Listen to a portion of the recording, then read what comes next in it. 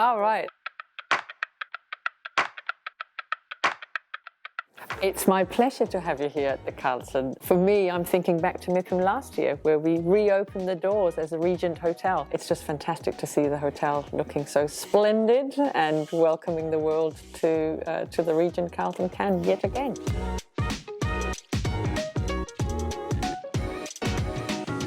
I think it's really interesting to see, as we reflect back over coming through the pandemic and coming out of it, how well the industry has recovered.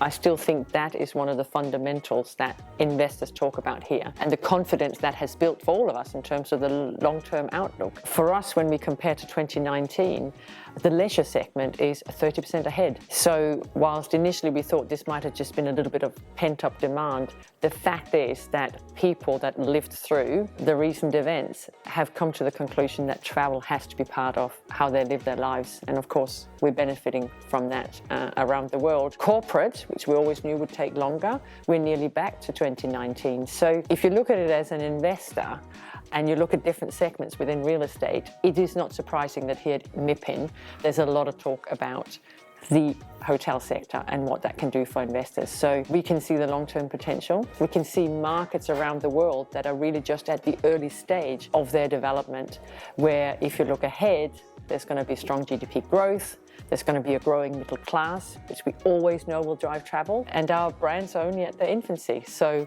strong long-term potential for all of us, continued belief that this is a sector that is highly investable with strong returns.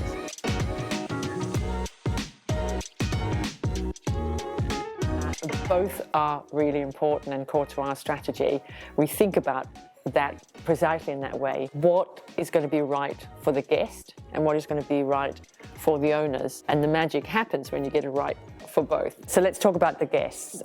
The job for us is to continue to look at the trends and make sure that our brands are fit for purpose. If I think about some of our strongest, most powerful, most prevalent brands like Holiday Inn and Holiday Inn Express, we have invested in making sure that they stay current by having new programs that owners have invested in to make sure that the design is up to date, that the service offer is relevant. So existing brands always will have that job to do to continue to evolve and stay relevant. Then we look at where we might have gaps, where there are expectations from guests, but we don't have an offer today. And we've seen that in some of the brands that we've launched, like Vignette Collection, where in the luxury space, there is, just as we cherish the sort of more hard-coded brands, Intercontinental, Regent, to mention a few, the need for a collection brand where we can actually identify individual properties that have a lot of flair and that have that individuality that some luxury travelers are after, and bring them into the power of our systems.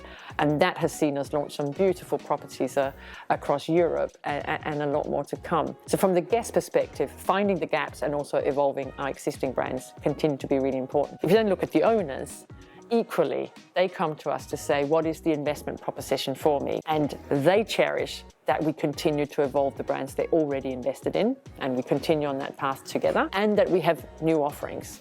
So in addition to Vignette, the other one that's interesting to reflect on is Voco, which was a brand that we launched in 2019, looking at the market to say there's a need for a brand in our portfolio that is particularly fit for conversions. Since then, the market has shifted even more to conversions, and lo and behold, we have well over 100 Voco hotels around the world open and in pipeline, so highly successful and a new opportunity for us.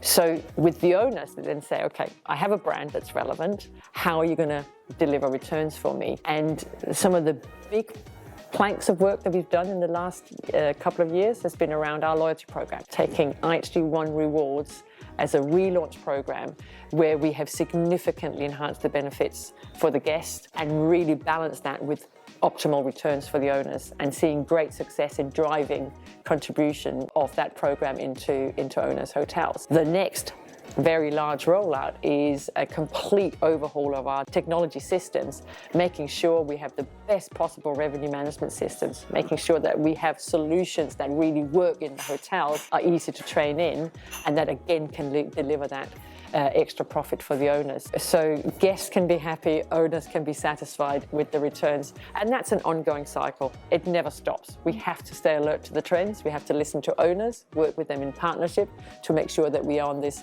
joint mission.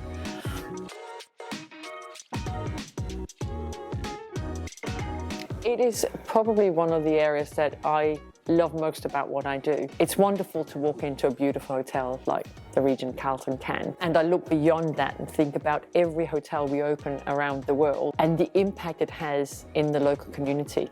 You know, opening a Holiday Inn in a small city can have a tremendous impact on that community in terms of not only a place where people can gather and celebrate, but where jobs are created and where the wider economy will benefit from the impact of the hotel. So for us, when we talk about our journey to tomorrow, it is all about the positive impact we can have on the local communities, on people, and on the planet. Communities I talked about. With people, it's all about our deep belief that this is a business that is about people. And in order for our people to be at their best, we need to invest in them. We need to make sure we have learning and development programs. We need to attract the right talent and help them grow and develop. And the hotel industry continues to be this magical place where you can start at the Regent Carlton Cannes working on reception or serving coffees, and you can have a career in hospitality. One day you can run a global company. It's imminently possible.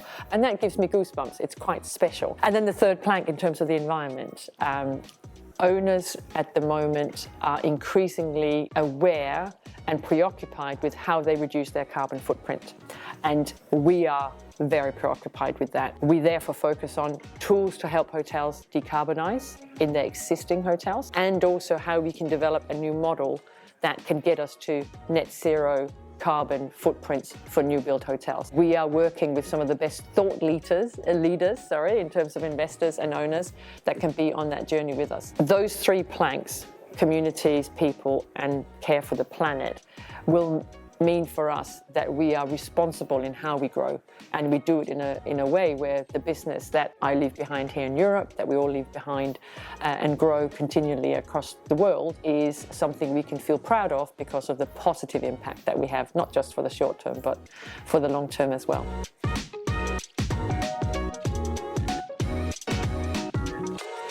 A few thoughts spring to mind. We were the first global hotel company to pledge that we were going to take miniature plastic amenities out of our hotels around the world. And with that one single decision, we have had an enormous impact on the footprint of our hotels in terms of use of plastic. And I love when we take a stance and we commit to it and we work with our owners to get it done in the timelines that we committed to.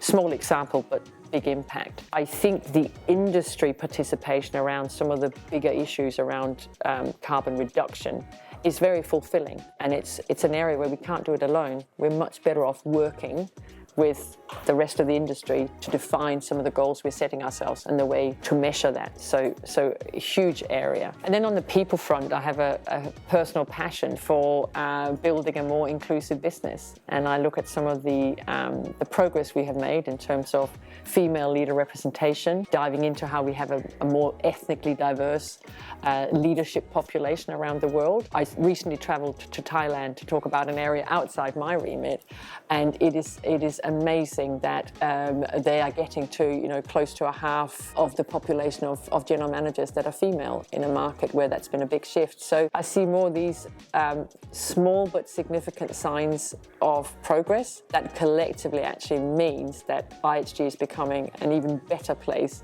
to work and to partner with. So I take joy in the small things that will crack the big topics that are ahead of us. And actually, ethnical and gender diversity is something that makes you richer in the culture of the company. Totally. I have this fundamental belief that if you have a diverse team around you, culture, upbringing, experiences, gender, any aspect that you can think of, you get better decision making, because if all of us think the same way, we'll only come up with one solution. If you bring in a mix, you bring much richer conversations to the table, and the outcomes are better. It's researched and proven that the companies that have embraced that outperform financially. And it also means that when it comes to attracting talent, we can search in a much wider pool, because people look into a company and they look at the representation, and it gives them a sense of how they're going to feel working in a company. So yes, I totally agree. It is a very positive impact for attracting more people to come and work with us and to deliver better outcomes at the end of the day. You even went even further on that diversity topic, doing trainings and hiring disabled people. How Yes. are you on that topic? Yes. Where are you, sorry? We have this fundamental belief that in the hotel industry, a much wider range of people can contribute. So you're right, we have programs where we work with people that have various disabilities. We tend to think of it as being differently abled, because everyone has talent. You just have to find it, and you've got to find the role that matches that talent. We work with programs that are bringing ex-offenders into the hotel industry, someone who needs a second chance. It's a perfect place in a hotel where you work in a team, you've got people around you to support you to actually make progress on that. So they're just a couple of examples of looking at different talent pools, looking at the young generation and looking at the more aged population to say, what kind of jobs can we create for the future? What can part-time work look like in a hotel? It is a kind of place where you can do that. How do we think about mothers that want to return to work, but they need flexibility in their schedule? And I think in hotels, it's required a lot of rethinking because we are used to a certain way of doing it. We're used to our rosters. We're used to how we think about it as a business that is 24/7, which is a fact. But within that, if you reimagine it, you can actually find opportunities to bring a wider range of talent in to sort of work in pockets of the hotel. That helps us immensely and also helps those that perhaps before would have been disadvantaged in a job application find a way in. Thank you very much, Karin. It's my pleasure. Thank you so much for talking with me. Merci beaucoup. Merci à vous.